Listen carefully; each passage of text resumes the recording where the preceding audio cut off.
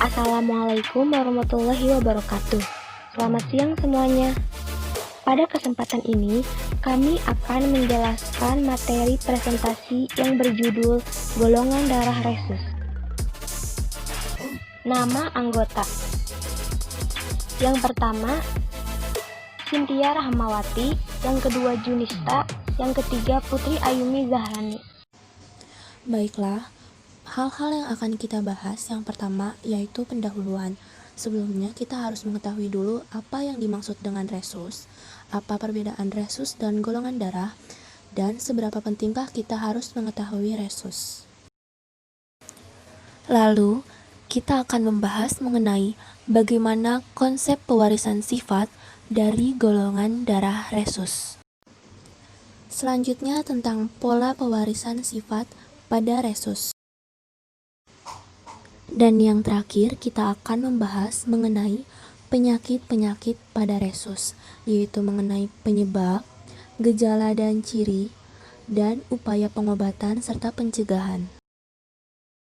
Materi selanjutnya akan disampaikan oleh saya, yaitu Junista, tentang pengertian rhesus.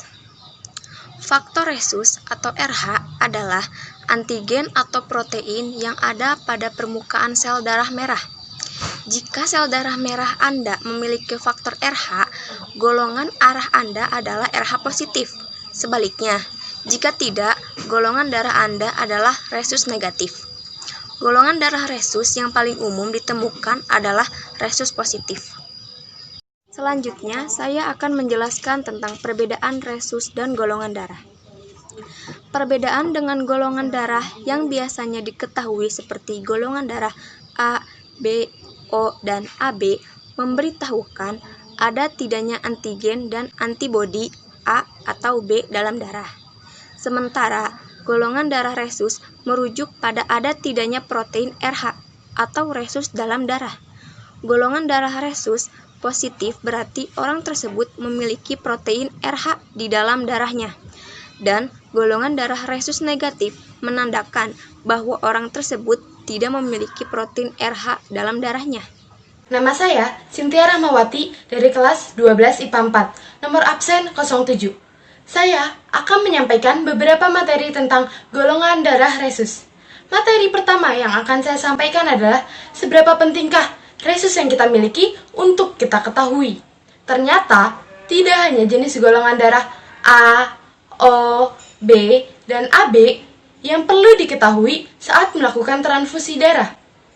Golongan darah rhesus juga perlu diketahui untuk memastikan bahwa seseorang dapat menerima donor darah itu dengan baik. Jika dilakukan transfusi darah dari orang yang bergolongan darah rhesus positif kepada orang yang bergolongan darah rhesus negatif, maka akan terjadi rangsangan pembentukan antibodi RH. Dan apabila resipien mendapatkan transfusi darah lagi dari orang yang bergolongan darah rhesus positif, maka akan terjadi hemaglutinasi atau penggumpalan darah yang menyebabkan kematian.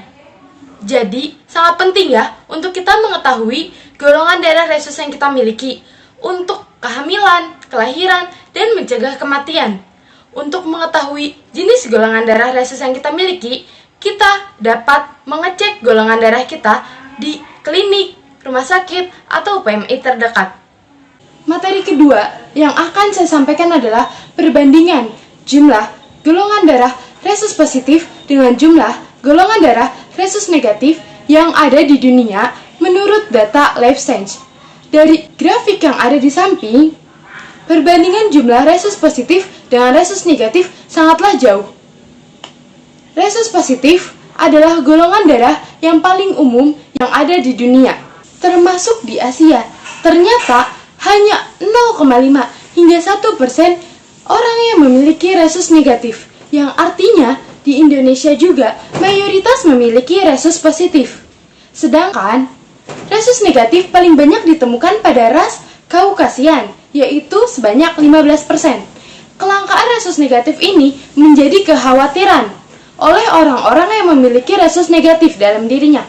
Oleh karena itu, di Indonesia sudah terdapat perkumpulan orang-orang yang memiliki rhesus negatif untuk memudahkan transfusi darah jika dibutuhkan. Materi ketiga yang akan saya sampaikan adalah konsep pewarisan sifat. Konsep sistem penggolongan darah ini didasarkan atas ada atau tidak adanya agglutinogen resus di dalam darah. Agglutinogen adalah senyawa yang menjadi faktor penggumpalan darah. Apabila seseorang mempunyai agglutinogen resus di dalam darah, maka dia termasuk ke dalam golongan resus positif atau dilambangkan sebagai RH+. Namun, apabila seseorang tidak mempunyai agglutinogen resus di dalam darah, maka dia termasuk ke dalam golongan resus negatif atau dilambangkan sebagai RH-. Jangan lupa, sistem penggolongan darah ini sangat berfungsi untuk transfusi darah. Kembali lagi dengan saya Junista. Di sini saya akan menjelaskan tentang pola pewarisan sifat. Perkawinan pasangan suami istri yang berbeda faktor resusnya dapat mengakibatkan ketidakcocokan pada darah ibu dengan bayi yang dikandungnya. Misalnya, perkawinan pria yang bergolongan darah resus positif homozigot dengan wanita yang bergolongan darah resus negatif homozigot dapat melahirkan bayi yang bergolongan darah resus positif. Pria resus dengan wanita resus negatif, bayinya akan bergolongan darah B. Bayi yang mengalami gangguan ini biasanya tidak berumur panjang, namun dapat ditolong dengan jalan pemberian suntikan antiserum pada ibu RH negatif. Karena antiserum ini akan merusak sel-sel RH positif, sehingga ibu tidak perlu memproduksi antibodi anti-RH negatif. Baiklah, selanjutnya kita akan membahas mengenai inkompatibilitas resus atau penyakit pada golongan darah resus. Inkompatibilitas resus ini akan terjadi apabila ibu hamil yang bergolongan darah resus negatif mengandung janin yang bergolongan darah resus positif akibat dari ayah janin tersebut yang bergolongan darah resus positif juga. Inkompatibilitas resus ini biasanya terjadi pada kehamilan kedua dan seterusnya, karena ibu hamil pada kehamilan pertama biasanya baru membentuk antibodi yang kemudian antibodi itu akan melawan darah resus positif dan menghancurkan sel-sel pada bayi tersebut. Namun, inkompatibilitas resus juga dapat terjadi pada kehamilan pertama apabila ibu hamil tersebut sebelumnya pernah terpapar oleh darah resus positif akibat dari transfusi darah. Tadi kan adalah penyebab dari inkompatibilitas resus. Lalu, apa sih gejala dan ciri-ciri dari inkompatibilitas resus? Nah, gejala utamanya ini pada bayi biasanya adalah penyakit kuning. Nah, ciri-cirinya ini adalah kulit dan mata bayi terlihat seperti kekuningan akibat dari penumpukan bilirubin di tubuh. Nah, gejala lainnya itu bayi menjadi lemas, lalu mudah mengantuk, dan gerakannya yang melambat.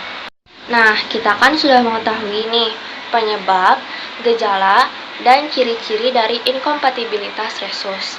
Selanjutnya, kita juga harus mengetahui bagaimana pengobatan dan pencegahan inkompatibilitas resus.